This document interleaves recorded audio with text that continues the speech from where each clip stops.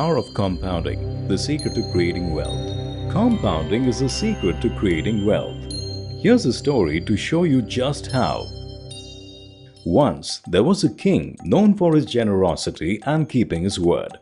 A notorious and shrewd prisoner awaiting his death sentence was brought in front of him. The king was at that time playing a game of chess. "What is your last wish?" Your Majesty, I wish to make provision for my family to survive after my death. "Well, tell me what you want." Give me the number of grains of rice on the last square of the chessboard. If a single grain was kept on the first square and then doubled on every neighboring square, that is, 1 on the first, 2 on the second, 4th on the third, 8 on the fourth, 16 on the fifth, and so on until the 64th square, and I shall give it to my family before I die. Wish granted.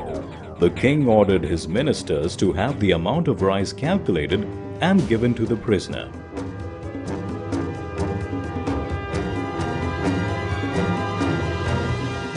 But he was in for a rude shock.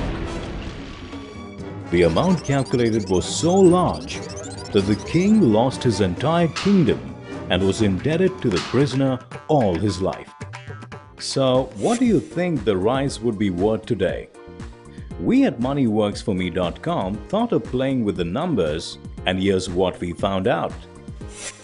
Considering rice to be priced at 22.5 rupees per kg, that is $500 per metric ton, and every grain of rice to be 20 milligram, the rice that the prisoner got would be worth a humongous 41 crores 50 lakhs 51,742 crore rupees, or just about $92 trillion.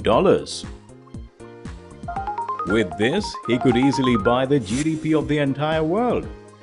This is a great story, but you might wonder what's in it for you.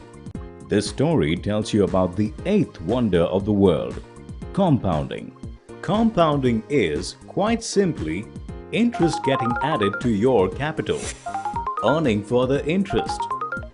The table shows you the difference between simple and compound growth.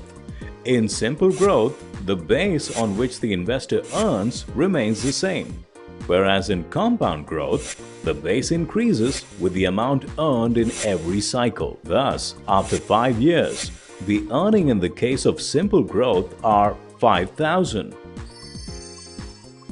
50% of 10,000, whereas in the case of compound growth, the earnings are 6,105, 61% of 10,000. The difference becomes more significant with larger periods, as simple growth is linear and compound growth is exponential. So, how does compounding work its magic? Compounding works through two tools: the compounding rate and the number of compounding cycles. The compounding rate is the percentage by which the investment, the rice in the above story, grows with every compounding cycle. In the story, the compounding rate was 100%. Though it is almost impossible over a long period to get a compound growth of 100%, even a modest 15 to 20% growth rate can do wonders for you. In fact, even a difference of 2% can add significantly to your wealth.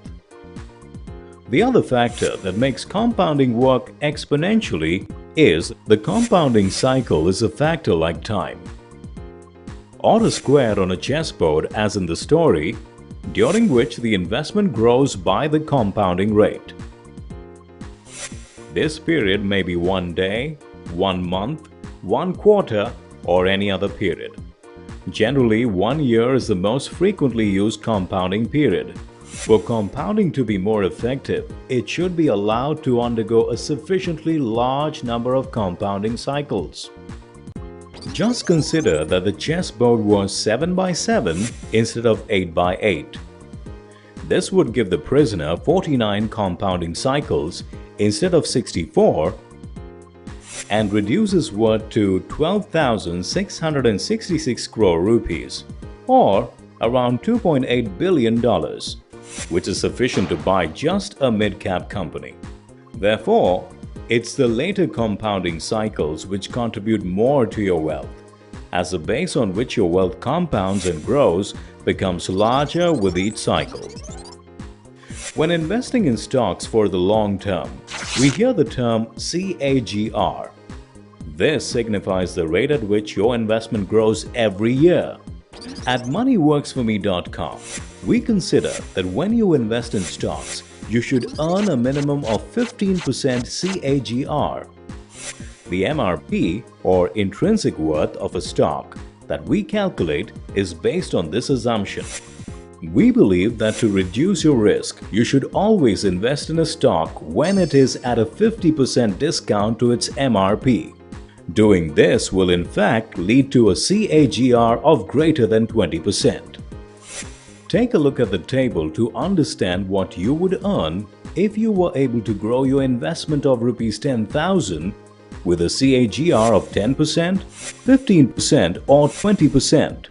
Clearly, a small percentage increase in the growth rate significantly increases the returns. The returns in the later years are more impressive due to the higher base effect. Thus, the longer the period, the more attractive the gains. The Sensex has given a return of 17.8% CAGR since 1978-79 over a period of 32 years. By understanding and applying the principle of value investing, an investor can achieve a CAGR of above 20% over long periods. This means that your investments earn enough money to be able to beat the effect of inflation. Who would you like to be?